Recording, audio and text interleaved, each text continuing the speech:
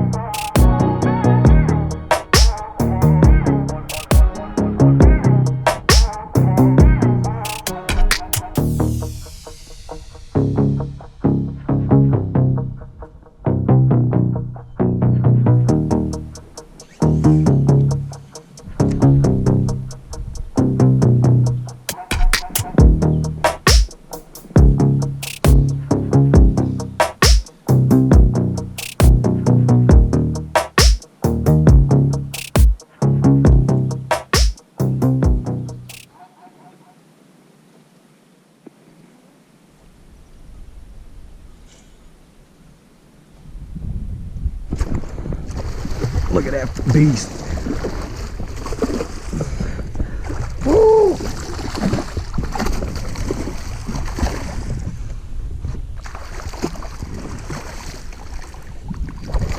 Oh, he got him.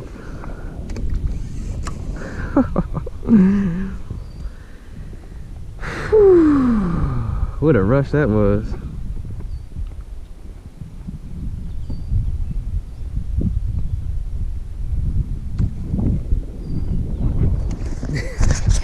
That one right there was probably a good 7 or 8 pounds. But as you can see, there's tons of vegetation out here. And one problem that you probably notice very quickly is that I'm wearing this red color. And when you have bluebird skies like that, you want to disguise yourself the best you possibly can to help out, especially with this wind coming from the north. As you can see, that it looks very glassy. Like, it doesn't look like any wind is over here, and I usually use the wind to my advantage, and it actually helps you disguise yourself. So what happens is when you are up against this cover on the north side with north side wind, you have to be as super stealthy as you can. Well, one thing that I'm doing right now is that this vegetation that I'm fishing is super thick, so it almost kind of disguises myself with all that vegetation. But all I'm doing is just flipping into these high percentage areas that I think the bass are in. And as you can see, high percentage areas are like these little cuts and little openings in the water. You know, sometimes you might just want to pitch along the edges, and the edges may produce some really good fish because they're sitting on the edge of this grass. But with these bright blue skies and it being very sunny out, I feel, in my theory, that the bass like to be up in this cover, not only for oxygen, but for almost like sunwear. Like if we all go outside, we either put our sunglasses on when it's sunny outside, or we try to get up underneath some sort of shade. And I feel like they use this vegetation specifically for that and for oxygen. So we're going to keep on fishing. And you know, this is a small section that I worked, that I can work this entire north side bank, which is almost about half a mile, maybe even longer, to see if we can produce really good bites.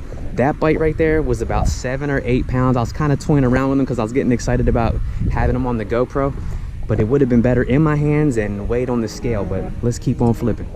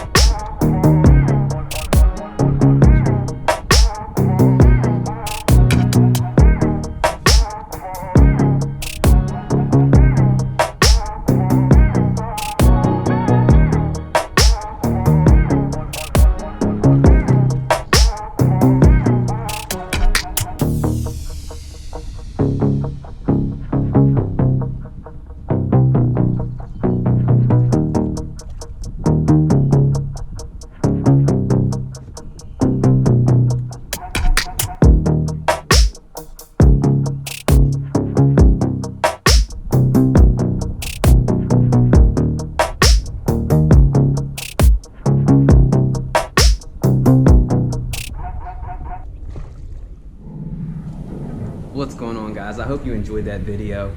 I actually didn't get all my catches on the GoPro. I actually caught 2 that were over 5 pounds and 1 that was over 7.5 pounds, and I hate that I didn't get it on the video. My SD card went full and my battery went dead, so I wasn't able to get those catches.